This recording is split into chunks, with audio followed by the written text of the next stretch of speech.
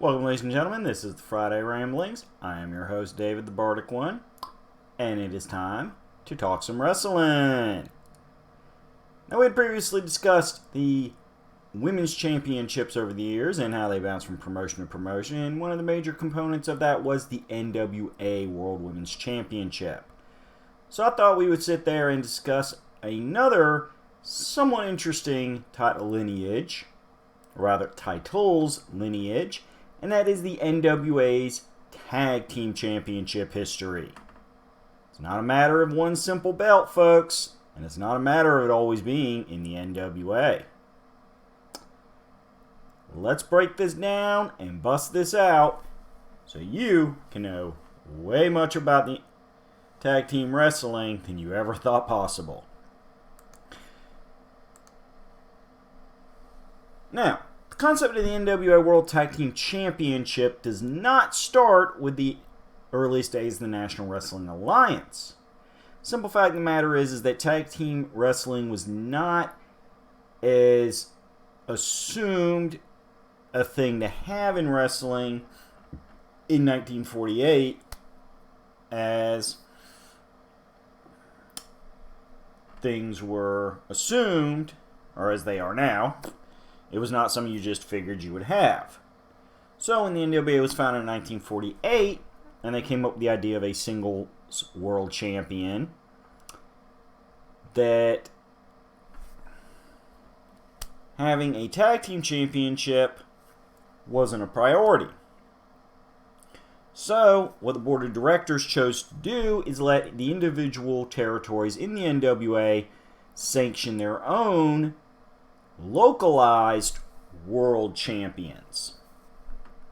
As such, this meant that you had multiple NWA World Tag Champions at the same time.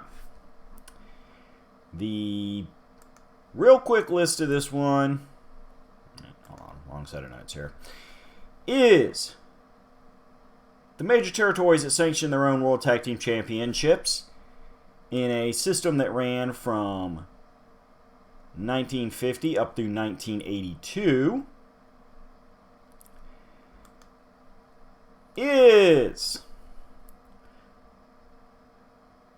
the Amarillo version, the Amarillo, Texas version, the Central States version, the Chicago version, the Georgia version, the Florida version, the Detroit version, the Los Angeles version, the Mid-America version, the Mid-Atlantic version, which is going to be very important later on, Minneapolis version, the San Francisco version, the Texas version, and the Vancouver version. Over time, some of these promotions would fall to the wayside, and those championships would be abandoned. All leading up to, as we said, 1982, when the Los Angeles territory closed, which was operating under the name of Big Time Wrestling, causing their version of the NWA World Tag Team Championship to be abandoned. This meant that the Mid-Atlantic version of the championship became the only NWA World Tag Team Championship that was still active from that point forward. Of course, Mid-Atlantic Championship Wrestling was run by Jim Crockett and the Crockett family, hence it also being referred to as Jim Crockett Promotions, although officially and legally Jim Crockett Promotions was the name of the parent company, as Jim Crockett Sr. had also promoted various non-wrestling live events. So the major parent company was Jim Crockett Promotions, with Mid-Atlantic Championship Wrestling being the official name of the wrestling promotion. Many fans would, of course, just call the wrestling promotion Jim Crockett Promotions for short, because over time, professional wrestling was all that was promoted.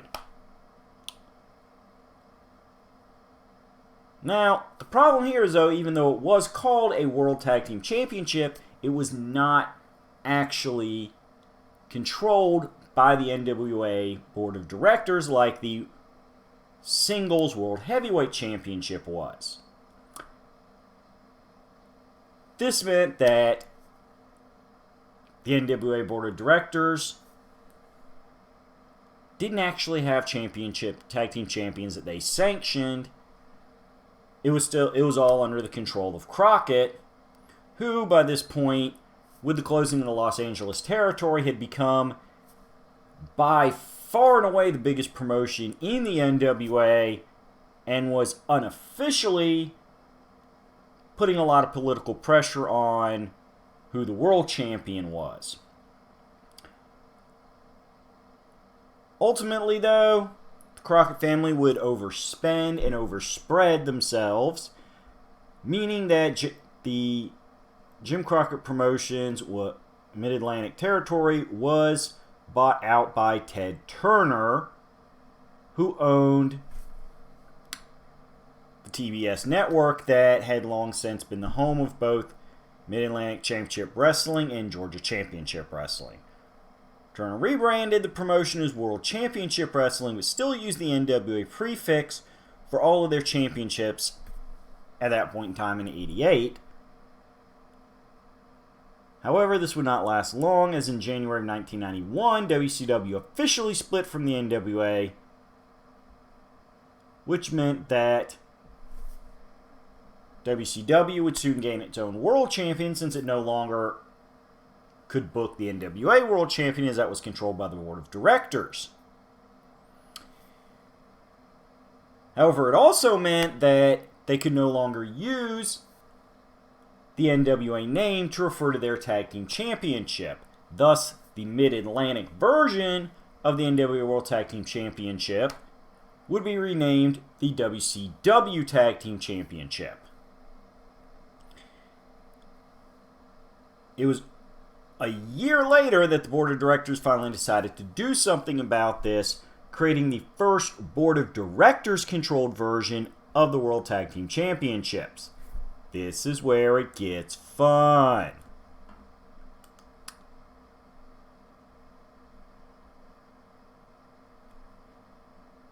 Because WCW was still, by and large, the biggest territory that had had a friendly working relationship with the NWA, and the only territory that could threaten WWE, or as they were known then, WWF,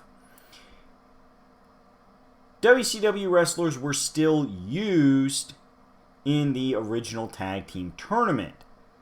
It would in fact be won by the Miracle Violence Connection, the team of Steve Williams and Terry Gordy, who beat Barry Windham and Dustin Rhodes in the tournament final. Later on,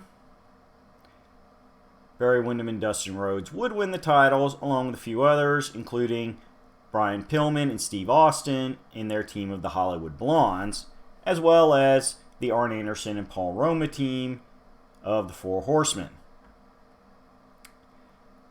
The first official no WCW involved champions were the Rock and Roll Express, the iconic Ricky Morton and Robert Gibson.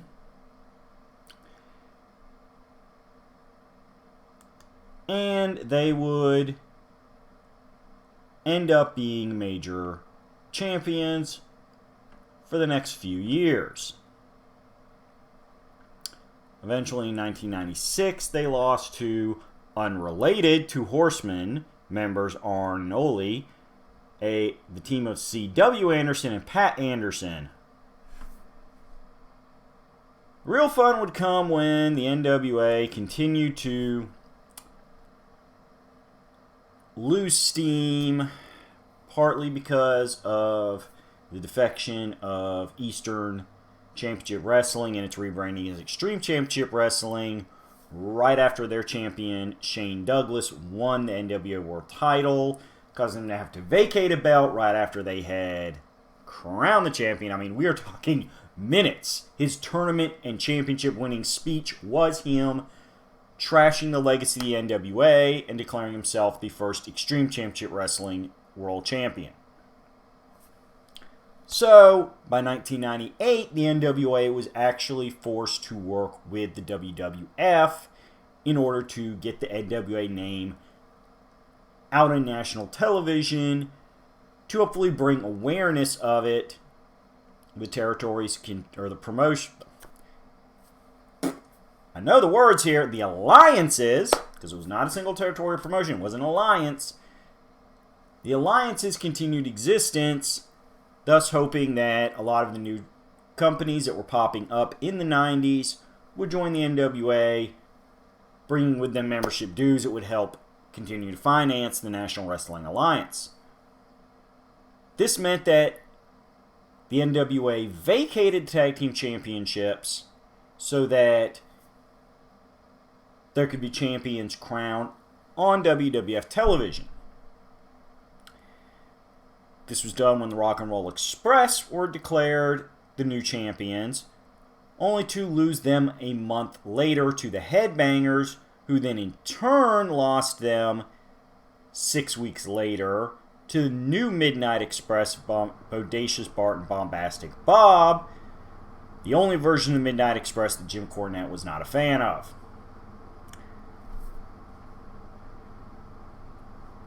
The deal between the NWA and the WWF would terminate only a couple months later, and the new Midnight Express would drop the belts to the Border Patrol, Agent Gunn and Agent Max, later being won back by Barry Windham and Tully Blanchard, two classic veteran wrestlers. And the belts would promptly begin an era of being passed around, usually at live events, as very few NWA territories had a major TV presence, let alone pay-per-view presence. The team of the Brotherhood, Knuckles Nelson and Ric Fuller, were major champions during this period. Rock and Roll Express would gain them back a couple more times, including in April of 2000 at an event in South Korea.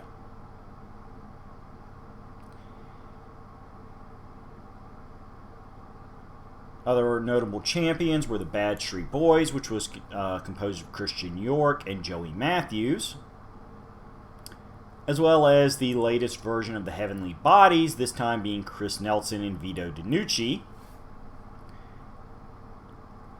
Leading up to 2002, when Total Nonstop Action, which is now currently known as Impact Wrestling, would become the major promotion of the NWA due to their weekly pay-per-view deals and the fact that they were run by longtime NWA ally and occasional member Jerry Jarrett and his son Jeff Jarrett. Total Nonstop Action would, of course, much like WWF, vacate the belts so they could crown their own first champions. These would be AJ Styles and Jerry Lynn. TNA would continue to control the NWA title until leaving the promotion in May of 2007. During this time, besides many iconic TNA teams, such as America's Most Wanted, Triple X, which was Christopher Daniels, Low Ki, and Elix Skipper, 3 Live Crew, BG James, who of course is a member of the Armstrong family and often known on television in WWE as the Road Dogg Jesse James, who of course won it with his partners in the 3 Live Crew, Conan and Ron Killings, who is also currently in WWE under R-Truth, the perpetual 24/7 champion, as well as AJ Styles winning it with a few other tag team partners. You also have the Naturals. Christopher Daniels and James Storm would win it. Team of Bobby Roode and Eric Young representing Team Canada. The Latin American Exchange, in this particular version being Hernandez and Homicide. The team of AJ Styles and Christopher Daniels would win it a few times. And of course, iconic modern wrestling era team known as Team 3D or the Dudley Boys, depending on what promotion you're watching them in, who were the final NWA champions of the TNA era, and thus became the first TNA World Tag Team Champions. National Wrestling Alliance's first post-TNA champions would be the Real American Heroes, which were Joey Ryan and Carl Anderson, who would go on to fame in Japan as a founding member of the Bullet Club. Yep, that's right. Machine Gun Carl Anderson was also an NWA World Tag Team Champion with somebody who had no reason to associate with the Bullet Club. This, of course, as I said, all occurred in 2007 and has led us to the modern era, where we also had champions such as the Dark City Fight Club, the Killer Elite Squad of Davey Boy Smith Jr. and Lance Archer, who, of course, were also IWGP Tag Team Champions, the Iron Gods, Jax Dane and Rob Conway,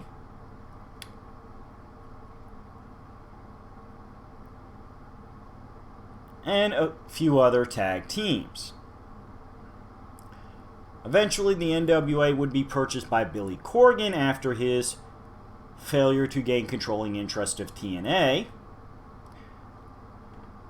And he would crown new champions under his version of the NWA, which is run like its own individual promotion instead of an alliance of other territories.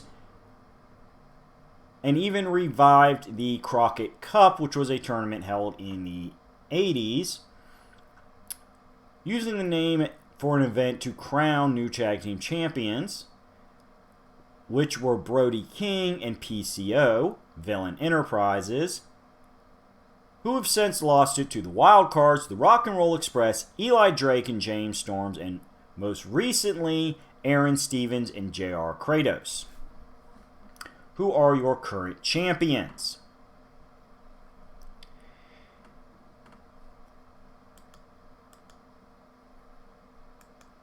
For a quick reference, the longest reigning NWA World Tag Team Champions are the Skull Crushers, Keith Walker and Rash Brown, who had one reign with a combined number of days, or a total of 777 days. After that, it would be the Dark City Fight Club, the Killer Elite Squad, America's Most Wanted, and the Iron Empire, which was Matt Riviera and Rob Conway. The most number of reigns goes to America's Most Wanted at 6, followed by the Rock and Roll Express at 5, the Heat Seekers at 4, the Iron Empire at 3, which actually is about 8 teams that had 3 reigns, but the Iron Empire had the most number of days under those 3 reigns, so we're going to give them the attention. However, it's still not quite as simple as that, folks, because a few different territories noticed that in Mexico it was very popular traditionally to have tag teams which are composed of 3 teams instead of 2, as well as in America you would have alliances of 3 wrestlers in which 2 members of a team would defend the belts at any given time, but any combination of the 3 could be that active tag team. This was most famously done by the iconic Fabulous Freebirds, and it is still referred to as the Freebird Rule to this day. 3 Live Crew is a great example of this. Thus, a few different territories created 6-man tag team championships that were done under the NWA banner. First one was the 6-man tag team championship Texas version, which was done by World Class Championship Wrestling.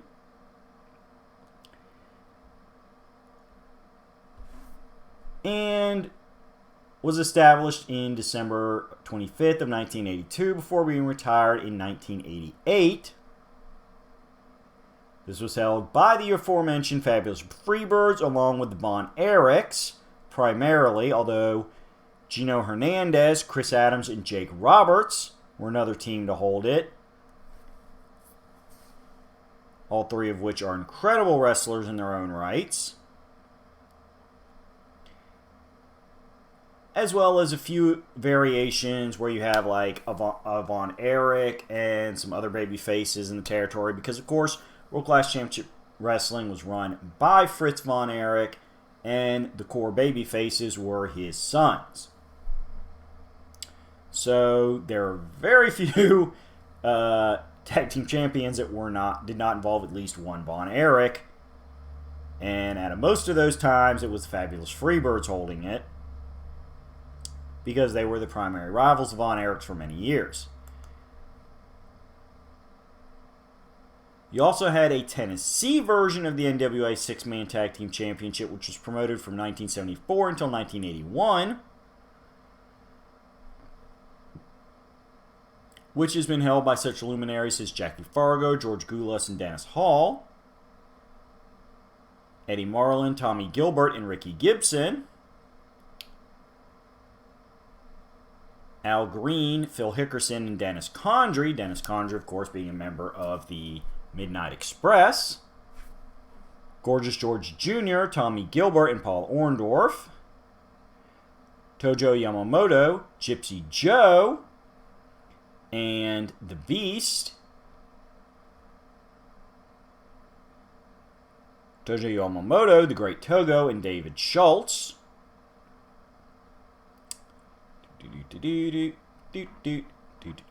Ivan Koloff, Nikita Koloff, and Don Kernoodle. Ivan Koloff, Nikita Koloff, and Khrushchev Khrushchev, a.k.a. the Russians. Manny Fernandez, Buzz Tyler, and Sam Houston. Dusty Rhodes and the Road Warriors. Ivan Koloff and the Powers of Pain, a.k.a. Warlord and the Barbarian.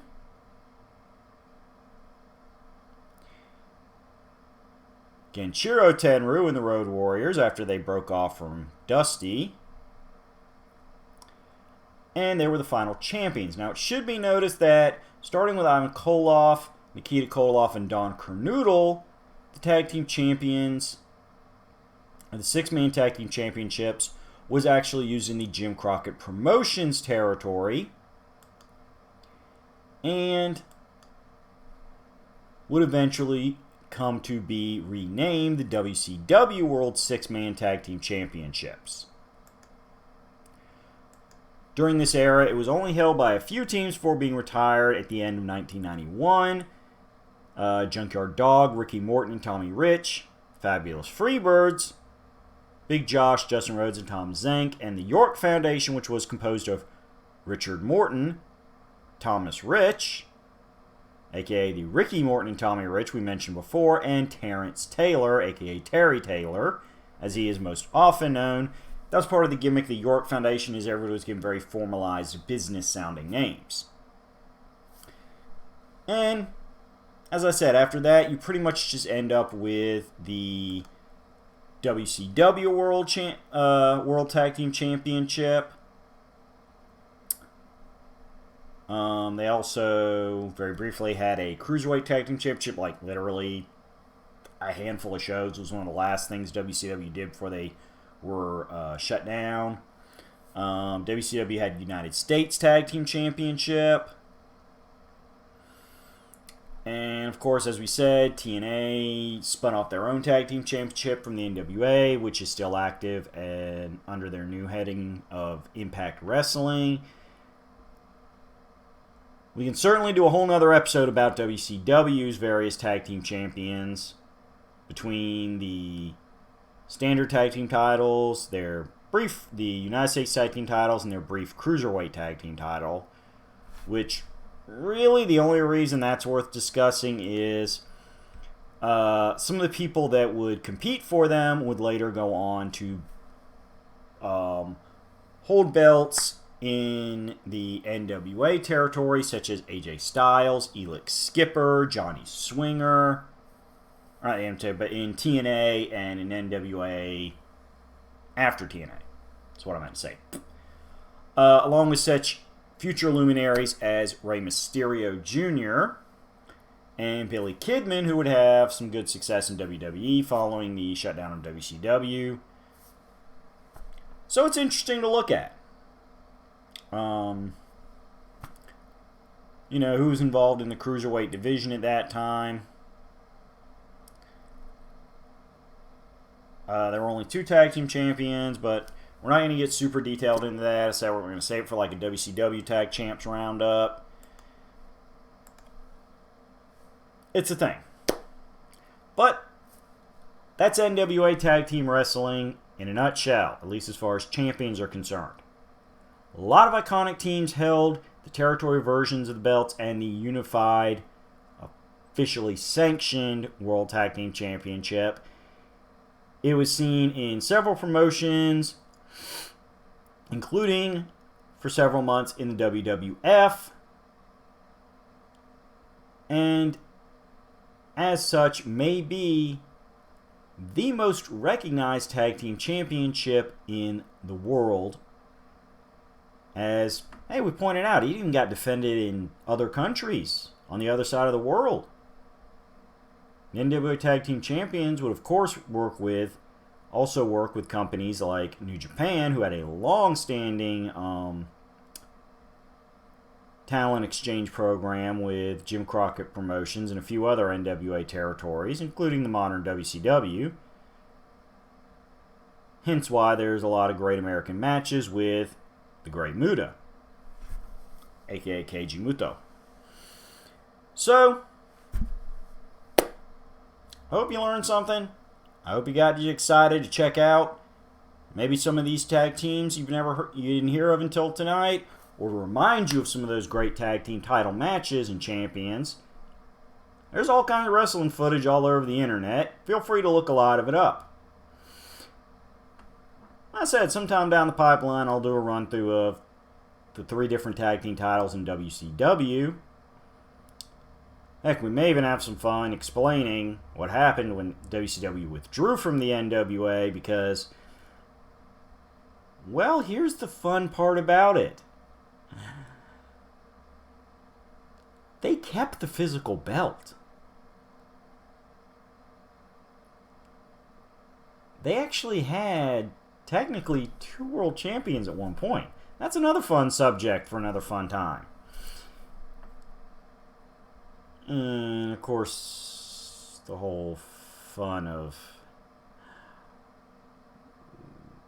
what happened when the champion jumped ship to WWF while still champion in 1992. That would be the Nature Boy, Ric Flair. Woo!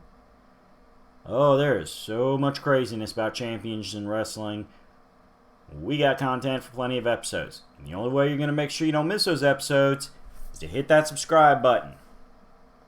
So, join us every week for the Friday Ramblings. Check out the other shows on Roulette Productions. And remember, you can love it, you can criticize it, but don't hate it. Because we are all about bringing some positivity to the internet and enjoying our entertainment. I will see you in 7, because I will be back every week. I like doing this, and I hope you like listening to it. Bye-bye for now.